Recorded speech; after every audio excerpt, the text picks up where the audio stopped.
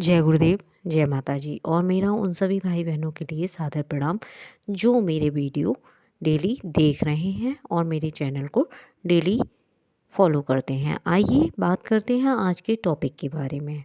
आज का टॉपिक है महापुरुषों द्वारा गायत्री महिमा का गान।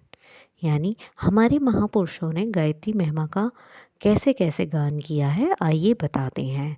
हिंदू धर्म में अनेक मान्यताएं प्रचलित हैं।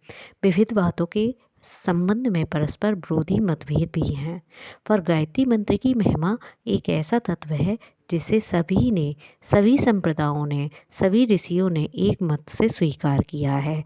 अथर्ववेद 19:1-71 में गायत्री की स्तुति की गई है, जिसमें उसे आयु, प्राण, शक्ति, कीर्ति, धन और ब्रह्म तेज प्रदान करने वाली कहा गया है। विश्वामित्र का कथन है, गायत्री के समान चारों वेदों में मंत्र नहीं है।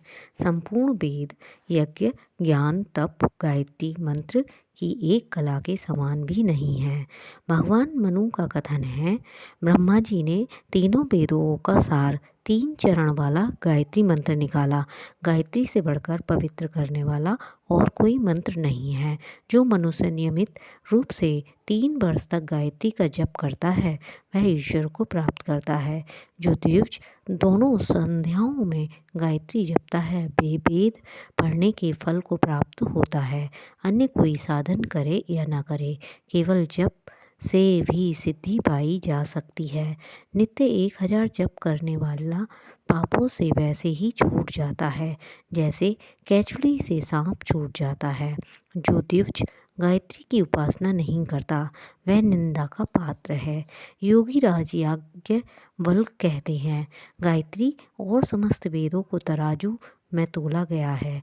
एक ओर 60 अंगों समेत वेद और दूसरी ओर गायत्री, तो गायत्री का पल्ला भारी रहा। वेदों का सार उपनिषद है, उपनिषदों का सार गायत्री को माना। व्याधियाँ समेत गायत्री वेदों की जननी है, पापों का नाश करने वाली है। इससे अधिक पवित्र करने वाला अन्य कोई मंत्र स्वर्ग और पृथ्वी पर नहीं है। गायत्री के समान कोई तीर्थ नहीं है, कि सबसे श्रेष्ठ कोई देव नहीं है। गायत्री से श्रेष्ठ मंत्र ना हुआ ना होगा। गायत्री जान लेने वाला समस्त विद्याओं का वेत्ता है, श्रेय और श्रुतीय हो जाता है। जो द्विज गायत्री परायण नहीं है वह वेदों का पारंगत होते हुए भी शूद्र के समान है। अनियंत्र किया हुआ उसका श्रम व्यर्थ है। जो गायत्री नहीं जानता ऐसा व्यक्ति ब्रह्मांड तत्व से च्युत और पापयुक्त हो जाता है। पाराशर जी कहते हैं, समस्त जप सूत्रों तथा वेद मंत्रों में गायत्री मंत्र परम श्रेष्ठ है।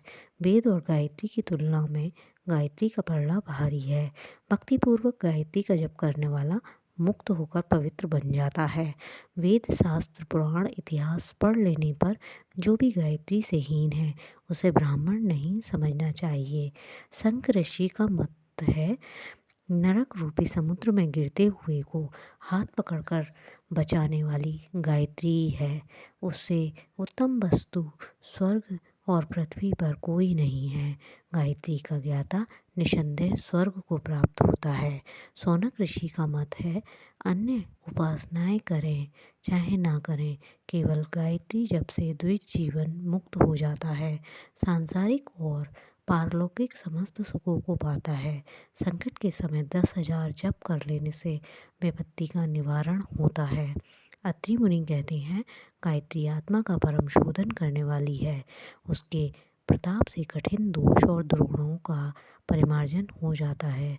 जो मनुष्य गायत्री तत्व को भली प्रकार समझ लेता है उसके लिए इस संसार में कोई सुख शेष नहीं रह जाता।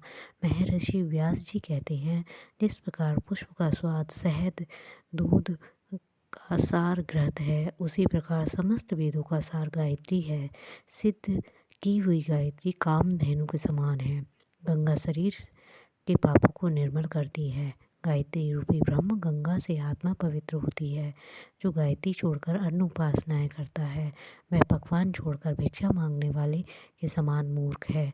काम सफलता तथा तप की वृद्धि के लिए गायत्री से श्रेष्ठ और कुछ नहीं है। आज के लिए इतना ही काफ़ी।